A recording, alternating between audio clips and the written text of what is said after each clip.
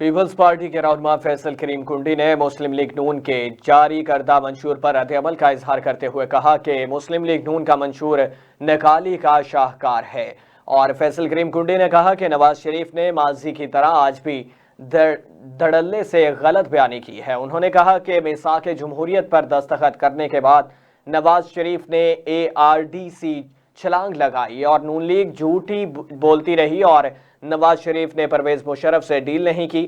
رہنما پی پی نے کہا کہ مسلم لیگ نون 2007 کے انتخابات کا بائیکاٹ کرنا چاہتی تھی۔ 2008 کے انتخابات کے بائیکاٹ کا مطلب پرویز مشرف کو مضبوط کرنا تھا۔ لگتا ہے نواز شریف نے ابھی تک میثاق جمہوریت کو سمجھا ہی نہیں۔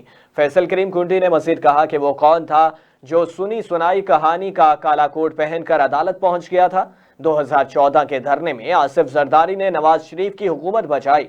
انہوں نے کہا کہ ایک سیاستدان نے کہا کہ نواز شریف مشکل میں پاؤں اور مشکل سے نکلنے پر گریبان پکڑتا ہے۔ انہوں نے مزید یہ بھی کہا کہ نواز شریف کو اقتدار میں لایا گیا تو اسحاق ڈار پھر عوام کا خون نچوڑیں گے۔